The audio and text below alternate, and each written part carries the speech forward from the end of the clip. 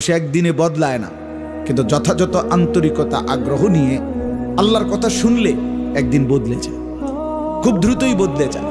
পরিবর্তনের জন্য মনোযোগ জরুরি, নিজের জিন্দেগি সৌন্দর্যের জন্য একাগ্রতা জরুরি, আন্তরিকতা। এই ভারতীয় উপমহাদেশের একজন বুজুর্গ আলেম মুফতি শফি রহমতুল্লাহ আলাই, জগৎ বিখ্যাত আলেম ছিলেন তিনি বলছেন একটা কথা, ইখলাস, কর্তব্যের প্রতি নিষ্ঠা, একাগ্রতা, মনোযোগ, ইখলাস যেটাকে আরবিতে বলে, তো এটা এতটাই দামি। উনি বলেন পৃথিবী দুনিয়াবি বিষয়ক কোনো কাজে যদি কেউ ইখলাস দেখায়, অর্থাৎ ওই কাজটা সে নিষ্ঠার সাথে করে, একাগ্রতার সাথে, তো হযরত বলেন যে আমি চ্যালেঞ্জ করলাম যে আল্লাহ তাআলা তাকে খুব দ্রুতই ওই কাজের মধ্যে সফলতা দান করে।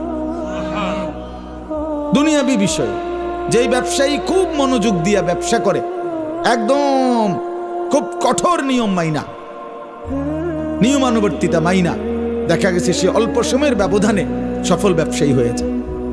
এই জন্য ভাই এটা একটা জরুরি, সব নওজোয়ান তোমাদের জন্য আমি বললাম ভাই, নিজের পড়ালেখা, নিজের জিন্দিগির একটা নিষ্ঠা থাকতে হয়, যে আমার একটা টার্গেট থাকতে হবে, আমি ওখানে পৌঁছবই, আমি ওই পর্যন্ত যাবো ইনশাআল্লাহ, এরকম একটা টার্গেট থাকতে হবে। জিন্দিগির কোনো উদ্দেশ্য নাই, লাগাম ছাড়া ঘুমাইছে তো 9টা বাজে গেছে ওঠে না, রাতের 3টা বাজে গেছে ঘুমায় না, এ তো পাগল ছাগলের জিন্দিগি, এ তো ফালতু মানুষের জীবন। ঘুমার স্টেশন নাই, জাগারও কোনো স্টেশন নাই, দুপুর হয়ে গেছে খানার খবর নাই, আবার সন্ধ্যা না হইতে ভাত খাইয়ে ফেলছে রাতের খানা, তো এগুলো এলোমেলো না জীবন? এই জীবনের কোনো সৌন্দর্য নাই ভাই। আমার জিন্দিগিতে নিষ্ঠা, আন্তরিকতা, একাগ্রতা, মনোযোগ এবং সময়ের প্রতি যথাযথ গুরুত্ব মানুষকে সুন্দর বানায়, মানুষকে সফল বানায়। এজন্য নিজেদের জীবনে আমি অনুরোধ করলাম, ভাই আমার, বন্ধু আমার, এটার প্রতি যত্নবান হওয়া উচিত।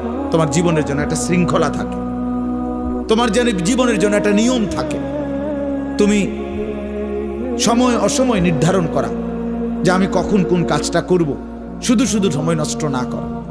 ইমাম শাফিঈ রাহমাতুল্লাহ আলাইহি একজন বড় বুজুর্গ ছিলেন। আমরা অনেকেই জানি 4টা মাযহাব, হানাফি, শাফিঈ, মালিকি, হাম্বলি।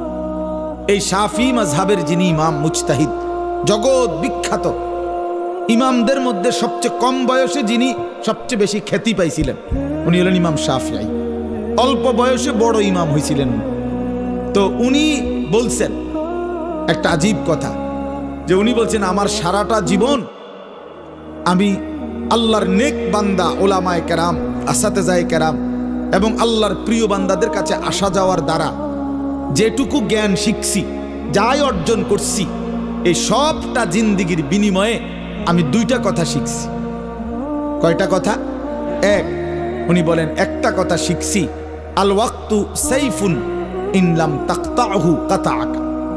প্রথম কথা আমি শিখছি আমার পুরা জীবনের জ্ঞান অর্জনের মাধ্যমে, সারা জিন্দেগি আল্লাহর প্রিয় বান্দাদের কাছে আসা যাওয়ার মাধ্যমে আমি প্রথম কথা শিখছি যে সময় তরবারির মতো। তিনি বলছেন আল ওয়াক্তু সাইফুন, সময় হলো তরবারির মতো। তুমি যদি সময়কে না কাটো, ইনলাম তাকতাহু, তুমি যদি সময়কে না কাটো, মানে তোমার সময়কে যদি তুমি ভাগ না করো, কাতা আকা, তাহলে সময় তোমাকে কাটতে কাটতে তোমার উপর দিয়ে চলে যাবে। তুমি যদি ভাগ না করো যে ঘুমাইবা কতক্ষণ, নাস্তা করবা কতক্ষণ, বিশ্রাম করবা কতক্ষণ, পড়ালেখা করবা কতক্ষণ, তোমার জীবনের একটা কি থাকতে হবে, সময়ের ভাগ থাকতে হবে। আমার 2 ঘন্টা এইটা, আমার আধা ঘন্টা এইটা, আমার 10 মিনিট এইটা, আমার 1 ঘন্টা এইটা। এই যে এইটারে কয়ের কি কাটা, নিজের সময় কাটা মানে সময়কে ভাগ করা।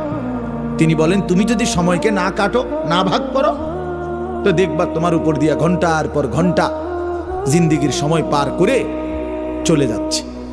আমরা যদি ঘুমাই 10টায়, তো উঠে দেখবো বাজে 6টা, মাঝখান দিয়ে 6 ঘন্টা চলে গেছে, 8 ঘন্টা চলে গেছে। এই জন্য ইমাম শাফি রাহমাতুল্লাহ বলছেন যে প্রত্যেককে বলছে উনি যে নিজের সময়কে ভাগ করা দরকার। আমি ঘুমাবো কতক্ষণ, খাবো কতক্ষণ, নাস্তা করব কতক্ষণ, বিশ্রাম করব কতক্ষণ, এটা যাদের না থাকে তাদের জীবনের সৌন্দর্য হয়। আমাদের হেফজখানাগুলোতে ভাই যে কোনো নওজোয়ান এবং বাবাদেরকেও বলি, আপনারা আমাদের হেফজখানায় যেই কোনো হেফজখানায় গিয়ে এটা দেখেন, ওদের একটা হিসাব করা টাইম, রাত্রে কতক্ষণ আগে উঠবে, সবক শুনাই নিতে হবে ফজরের আগে আগে, নাস্তার আগে আগে আমুক্তা শুনাইতে আর 7 সবক শুনাইতে হবে, এরকম একটা নিয়ম আছে।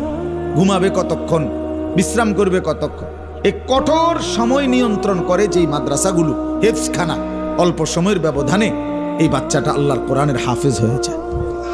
আপনি এটা খামখেয়ালি মনে করেন, পাগড়ি দিয়া লাইছে এত হঠাৎ তো একটা হাফেজ হয়ে গেছে, বিষয়টা এমন না। এই একটা পৃষ্ঠা কোরআন, এক একটা লাইন, এই এক একটা ছেলে হাফেজে কোরআন হতে গিয়ে বিশ্বাস করেন কত হাজার বার, লক্ষ বার তাকে এটা বারবার বারবার বারবার পড়তে হয়েছে, দোহরাইতে হয়েছে। এরপরে আল্লাহ দয়া করে একদিন তার দিলের মধ্যে বসায় দিছে।